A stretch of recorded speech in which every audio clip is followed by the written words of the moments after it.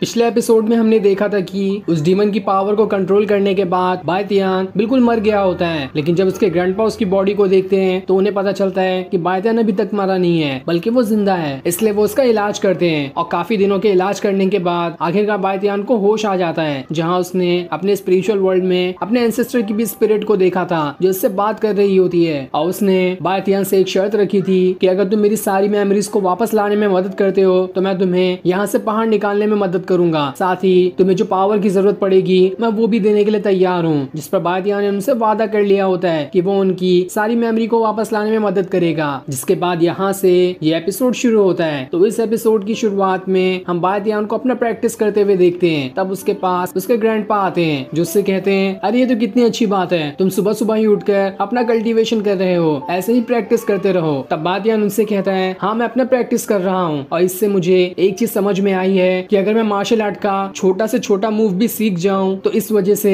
मेरी जो डीमन वाली पावर है वो थोड़ी नीचे होते हुए जो मेरा रियल नेचर है वो बाहर आने लगेगा। इसका मतलब ये है कि वो डीमन पावर मेरी बॉडी को उतना ज्यादा कंट्रोल नहीं कर पाएगी और मैं रियल फॉर्म में भी काफी ज्यादा टाइम तक के रह सकता हूँ। और एक बार जब मैं ज्यादा पावरफुल कल्टीवेटर बन जाऊंगा तो उसके बाद जो मेरे अंदर डीमन पावर है वो मेरे कंट्रोल में आ जाएगी। जब चाहूँ मैं उसका इस्तेमाल कर सकता हूँ और जब चाहूँ उसे अपने अंदर ही रख सकता हूँ, ना कि वो पावर मुझे कंट्रोल करने वाली होगी, मैं ही उसे कंट्रोल करने वाला बन जाऊंगा। तब उसके ग्रैंडपा उससे कहते हैं, तुम तो थर्ड ग्रेड की मार्शल आर्ट सीखना चाहते थे ना, अगर तुम मार्शल आर्ट के जितने भी बेसिक मूव्स हैं उन्हें सीख जाओगे तो तुम आसानी से थर्ड ग्रेड का मार्शल आर्ट टेक्निक सीख सकते हो। और यही शर्त तो मिंग के फादर ने रखी थी कि अगर तुम कम से come third grade martial art सीख जाओ तो वो अपनी बेटी का हाथ तुम्हारे हाथों में दे देंगे। लेकिन इतनी जल्दी थर्ड ग्रेड का मार्शल आर्ट सीखना इतना आसान काम नहीं होता है, अभी तुम्हें काफी लंबा सफर तय करना पड़ेगा और एक एक छोटी से छोटी सीक्रेट जो होगी बेसिक में मार्शल आर्ट की, तुम्हें वो सारी चीजें अच्छे से सीखनी होगी, उसके बाद ही तुम थर्ड ग्रेड के मार्शल आर्ट को सीख सकते हो। लेकिन मुझे पूरी उम्मीद है कि तुम ये काम जरूर करके दिखाओगे क्योंकि तुम एक चूजन वन हो जिसे गॉड ने खुद चुना है एक पावरफुल बनने के लिए। ये सुनकर बायतियान काफी ज्यादा खुश हो जाता है और खुद में कहने लगता है, ये तो होना ही था, गॉड तो मुझ जैसे ही हैंडसम इंसान को ही चुनते हैं पावरफुल बनने के लिए। जिसके बाद वो अपने ग्रैंडपा से कहता है, क्या आप मुझे वो स्पिरिट बता सकते हैं कि आपने उसे कैसे सीखा? मैं भी अपनी एक स्पिरिट लेना चाहता हूँ ताकि जरूरत पड़ने पे मैं उसका इस्तेमाल कर सकूं। जिस पर उसके ग्रैंडपा कहते हैं, इतनी जल्दी स्पिरिट रखने वाली टेक्निक को सीखना काफी मुश्किल होगा तुम्हारे लिए, लेकिन जब तुम इतना जिद कर ही रहे हो तो मैं तुम्हें ये टेक्निक सिखा सकता हूँ ताकि तुम एक सेल्फ डिफेंस वाली टेक्निक को सीख सको। क्योंकि जब भी तुम्हें किसी से फाइट करने की जरूरत पड़ेगी तो तुम्हारा डिफेंस करने के लिए तुम्हारी स्पिरिट वहाँ पर आ जाएगी, इसलिए ये टेक्निक सीखना तुम्हारे लिए काफी जरूरी है। लेकिन उससे पहले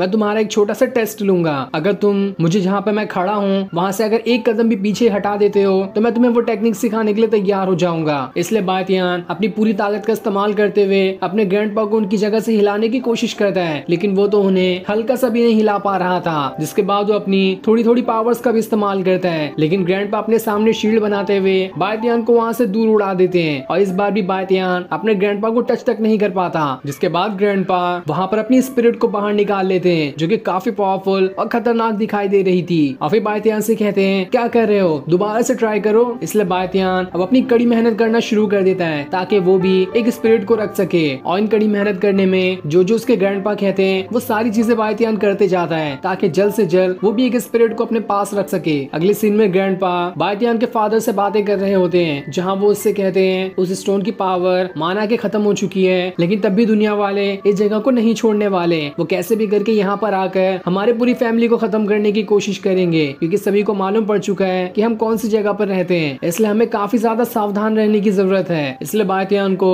जल्द से जल्द पावरफुल बनना पड़ेगा ताकि वो कम से कम खुद का सेल्फ डिफेंस तो कर सके। इसलिए मैं उसे जल्द से जल्द जितनी हो सके उतनी पावरफुल ट्रेनिंग कराने की कोशिश कर रहा हूँ ताकि वो इस टाउन को छोड़कर अपने नए सफर में आगे निकल सके। क्योंकि जब तक वो दुनिया को नहीं देखेगा तब तक उसे समझ नहीं आएगा कि आखिर दुनिया में कौन लोग होते हैं और उनसे लड़ने के लिए कितनी पावर्स की जरूरत पड़ती है। अब ऐसे ही करते हुए बायतियान को प्रैक्टिस करके काफी दिन गुजर जाते हैं और अब वो दोबारा से अपनी स्पिरिट को समन करने की कोशिश कर रहा होता है, लेकिन वो तो फुसकी निकलती है, उसकी स्पिरिट वहाँ पर आती ही नहीं। लेकिन अब करते हुए काफी टाइम गुजर जाता है और अब जाकर बायतियान ने अपनी स्पिरिट को निकालना बिल्कुल पूरी तरह से सीख लिया था। जिसके बाद वो अपनी स्पिरिट को बाहर निकाल पा रहा होता है और उसकी मदद से वो अपने ग्रैंडपा के ऊपर अटैक करने जाता है, लेकिन ग्रैंडपा की स्पिरिट तो बायतियान की स्पिरिट के साथ साथ उसे भी वहाँ से उठाकर दूर फेंक देती है। ये देखकर बायतियान को समझ आता है कि खाली स्पिरिट को रखना ही काफी अच्छा सेल्फ डिफेंस नहीं हो जाता, उसे भी कंट्रोल करना आना चाहिए, साथ ही स्पिरिट को भी मुझे पावरफुल बनाना पड़ेगा, ऐसे तो मैं किसी से भी हार जाऊंगा। तब उसके स्पिरिचुअल वर्ल्ड से ज़ेनतियान कहता है, तुम जिस तरह से अपनी प्रैक्टिस कर रहे हो वो तरीका ही गलत है, मैं तुम्हें सही तरीका सिखाता हूँ। जिसके बाद वो अपनी काफी सारी पावर्स को बायतियान की बॉडी के अंदर ट्रांसफर करना शुरू कर देता है ताकि वो अच्छे से अपने स्पिरिट को कंट्रोल कर सके और आगे आने वाले भी जितनी टेक्निक होगी वो भी उन्हें आसानी से सीख पाएगा। और ये सारी टेक्निक ज़ेनतियान ने अपनी ही बायतियान को दी होती है, जिस चीज से तो बायतियान की पूरी बॉडी ग्लो करना शुरू हो जाती है। उसे तो समझ ही नहीं आ रहा था कि आखिर ये मेरे साथ हो क्या गया। इसके बाद ज़ेनतियान बायतियान से कहता है, अपने सामने वाले अपोनेंट को तुम बस एक बार अटैक करके ये सोच रहे हो कि तुम उसे हरा दोगे, लेकिन एक बार से कुछ भी नहीं होता। अगर तुम लगातार कई बार अटैक करते जाओगे तब एक ऐसा मौका आएगा कि तुम्हारे सामने वाला ओपोनेंट खुद कमजोर हो जाएगा और उसके बाद तुम उसे हरा सकते हो। इसलिए हार मत मानो और जितनी हो सके उतनी प्रैक्टिस करते जाओ। ये सुनकर तो बायतियान भी खुश हो जाता है और उनका शुक्रिया करने लगता है। जिसके बाद वो दोबारा से अपने ग्रैंडपा से फाइट करने आता है, लेकिन इस बार भी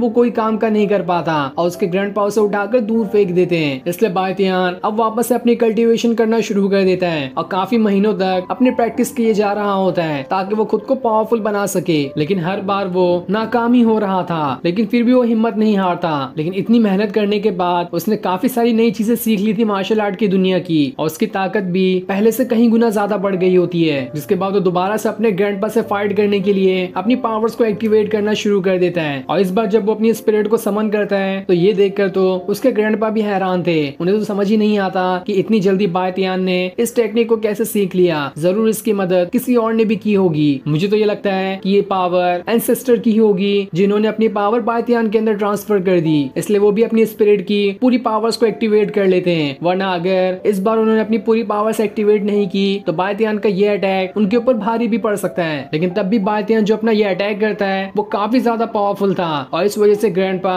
एक कदम पीछे आ जाते हैं। साथ ही इस अटैक की वजह से आसपास के सारे घर टूट गए थे। ये देखकर तो बायतियान की खुशी का ठिकाना नहीं रहता कि उसने अपने ग्रैंडपा को एक कदम पीछे कर दिया। लेकिन उसके ग्रैंडपा कहते हैं, बस एक कदम से कुछ नहीं होगा, तुम्हें तो अभी बहुत ज्यादा पावर की जरूरत है, जो पावर मैं तुम्हें यहाँ पर तो बिल्कुल भी नहीं सिखा सकता। इसलिए अब तुम्हें इस टाउन को छोड़कर दूसरी जगह जाना पड़ेगा ताकि तुम वहाँ जाकर और ज्यादा पावर को कलेक्ट कर सको। इसके लिए मैं तुम्हें एक इंसान के पास भेज रहा हूँ जिसकी मेरी अच्छे से पहचान है और उसके पास काफी अच्छी पावर है। वो तुम्हें और ज्यादा अच्छे से पावरफुल कल्टीवेटर बना सकता है और एक बार जब तुम उसकी टेक्निक सीख लोगे तो तुम बड़ी ही आसानी के साथ अपने अंदर की डीमन पावर को भी कंट्रोल कर पाओगे। लेकिन इस बात का ध्यान रखना कि जब तुम इस टाउन से बाहर जाओगे तो किसी भी अनजान इंसान को तुम्हारी डीमन पावर के बारे में नहीं पता चलना चाहिए, वरना इससे तुम्हारे लिए काफी ज्यादा खतरा हो सकता है। दूसरी तरफ हम उस मास्टर को देखते हैं जो अपने डीमन लॉर्ड के पास आता है और उससे कहता है, मुझे ये पता चल गया है कि आखिर वो स्टोन की डीमन पावर किस इंसान के अंदर है। उस इंसान का नाम है बायतियान, लेकिन वो अपनी पावर का इस्तेमाल तो लोगों की भलाई करने के लिए कर रहा है। उसने अपने कुछ साथियों को दोबारा से जिंदा कर दिया, जिस पर उसका डीमन लॉर्ड कहता है, अरे कोई बात नहीं, हमें तो ये तो पता चल गया कि आखिर वो पावर किसके पास है, अब तो हम आसानी से उस पावर को छीन लेंगे। दूसरी तरफ बायतियान जैसे ही आगे बढ़ रहा होता है तब वो एक लड़की से टकरा जाता है, जो लड़की उसका सामान चोरी करके आगे निकल जाती है और इसके बारे में तो बायतियान को पता भी नहीं चलता। लेकिन जब वो लड़की थोड़ी दूर आती है उसे वहाँ पर एक पोस्टर लगा मिलता है जिसमें बायतियान को वांटेड दिखाया गया था और जो भी उसे पकड़ेगा उसे काफी अच्छा इनाम दिया जाएगा। ये देखकर तो वो लड़की हैरान रह जाती है और वो ठान लेती है कि अब तो बायतियान को पकड़ना ही होगा ताकि इतना सारा इनाम ले सके। और ये पोस्टर उन लोगों ने ही लगाया था जिन बदमाश लोगों को बायतियान ने डीमन बन के मार डाला था और उसी की फैमिली वालों ने ये पोस्टर लगाया होता है ताकि बायतियान को पकड़ने वालों को अच्छा इनाम दिया जा सके। वहीं जैसे ही बायतियान को बाकी लोग देखते हैं वो सभी बायतियान के पीछे पड़ जाते हैं ताकि उसे पकड़ सके। इसलिए बायतियान वहाँ से भागना शुरू कर देता है, लेकिन वो लोग तो रुकने का नाम ही नहीं ले रहे थे। बायतियान को तो समझ ही नहीं आता कि आखिर ये लोग मेरे पीछे क्यों पड़ गए हैं। तब उसके सामने वही लड़की आ जाती है जो बायतियान के ऊपर अटैक करके उसे बेहोश कर देती है और उसे वहाँ से दूसरी जगह ले आती है उन गाँव के बदमाश लोगों से बचाकर। जिसके बाद वो बायतियान को सारी बात बताती है कि तुम्हारे नाम के तो हर जगह पोस्टर लगे हुए हैं, इसलिए अब मैं तुम्हें यहाँ से लेकर उसी की फैमिली में जा रही हूँ जिसने तुम्हें मारा था ताकि अपना सारा इनाम ले सकूं। जिस पर बायतियान उससे कहता है, तुम मुझे छोड़ दो, मैंने वहाँ से काफी सारे इनाम भी चुराए हैं, मैं वो तुम्हें आधा दे सकता हूँ। इसलिए वो लड़की बायतियान को छोड़ देती है। लेकिन जैसे ही बायतियान को मौका मिलता है वो वहाँ से अपनी जान बचाकर भागना शुरू कर देता है, लेकिन वो ज्यादा दूर तक भाग ही नहीं पाता क्योंकि वो लड़की उससे ज्यादा पावरफुल दिखाई दे रही थी। अब वो अचानक से उसके सामने आकर खड़ी हो जाती है। इसके बाद वो उससे कहती है, ठीक है, मैं तुम्हें उस परिवार के पास नहीं लेके जा रही हूँ, लेकिन इसके बदले तुम्हें कुछ दिनों के लिए मेरा छोटा भाई बनकर रहना पड़ेगा ताकि तुम मेरा सारा कर्जा उतार सको। बायतियान उससे कहता है आखिर तुम्हारा कौन सा कर्जा, जिस पर वो लड़की कहती है मैं तुम्हें यहाँ से जाने दे रही हूँ। अगर मैं तुम्हें उस फैमिली के पास लेकर गई होती